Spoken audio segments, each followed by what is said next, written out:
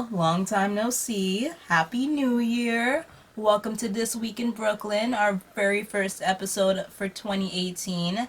And the first episode that's actually taking place in Brooklyn because I am now back in the city.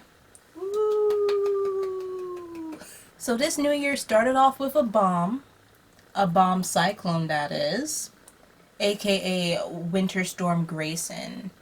I don't know who came up with these names. Like, why would you name a storm Grayson out of all the names you can give it? And who decided to also call it bomb cyclone? Like, it sounds like the storm was a nice young man that named Grayson, and then he went to the Bronx and decided that he wanted to become a rapper. And his new rapper name is Bomb Cyclone, which he thinks is really cool, but no one else does. Like, is Bomb Cyclone supposed to sound intimidating or something? Because it didn't work. But anyway, the year started off with around 5 to 8 inches of snow. Not appreciated. We're still living with the aftermath. But I guess that's winter in the city for you. But that whole winter storm mess actually happened last Thursday. Before that, at the very beginning of the year, Mayor Bill de Blasio was sworn in for his second term. And he made some promises, per usual. We'll see if he actually keeps them. But later on in the week, there were more promises being made to New Yorkers, and Brooklynites specifically. But this time, these promises were coming from Governor Andrew Cuomo. Leading up to Governor Cuomo's State of the State address last Wednesday, he announced that there'd be a new initiative in Brooklyn to create a 407-acre state park in the Jamaica Bay area. So this new state park would be on the sites of 2 former landfills, and it should be completed by 2019, which is a pretty fast turnaround. So when completed, this new state park is supposed to be the largest state park in New York City, and it should be able to give residents an opportunity to go out and like hike and fish and kayak, and it's supposed to have an amphitheater as well. Sounds fun, right? Fingers crossed. But that wasn't the only announcement from Governor Cuomo that pertained to Brooklyn.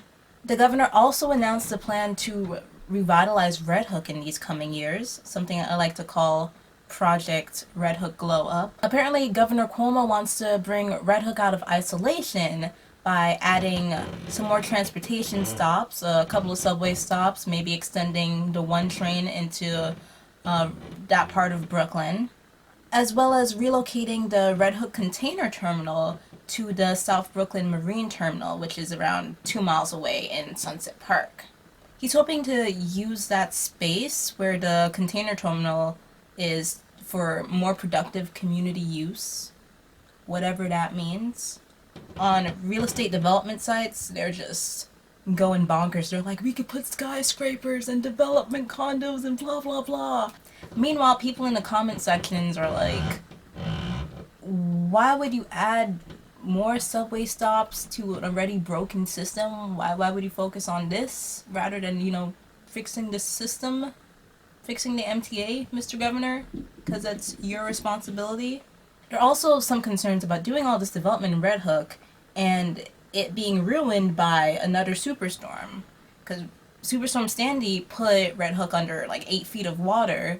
If we don't take the proper precautions and we do all this development, it's all going to be in vain once another superstorm hits. But what do you think? Are you glad that Red Hook's getting some love?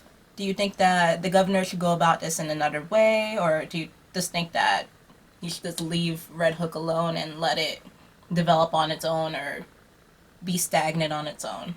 Let me know in the comment section.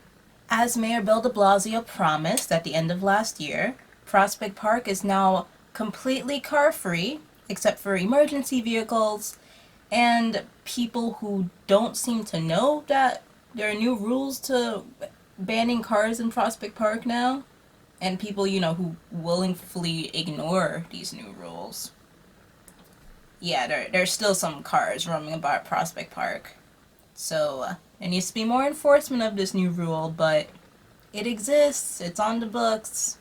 The city says that it's now going to keep an eye on the traffic to see how this new car ban is going to affect the surrounding area, and they'll be doing a study, and we should probably hear about it later in the year. Before I close out this video, I want to give a big shout out to Brooklyner.com for staying in this local news game. In the last 3 weeks of 2017, Brooklyner made a troubling announcement that they would be closing up shop if they weren't able to get 3,000 paid subscribers by the end of the year. And since they made that announcement, there was an outpouring of support from all over, from different publications and different readers who appreciate what Brooklyner has been doing for the past few years.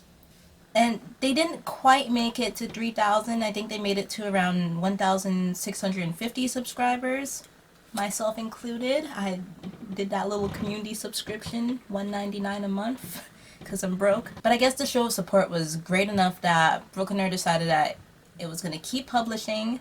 It's going to keep itself in the local news game, and we'll still have plenty of stories from them, and our neighborhoods will have a little bit more coverage. I'm really grateful that they're still around. If you want to help them out, go to Brooklyner.com and subscribe. But before you go, make sure to hit the subscribe button here and support This Week in Brooklyn, so I don't spend another year just talking to the void. It's lonely over here. I'd appreciate it if you share my videos on social media and comment in the comment section so we can have a conversation. Check out the links in the description. There are links to the stories I talked about today, as well as links to the features that are always a delight to read. I hope you have a great week and a great start to your new year. And see you next week. Bye.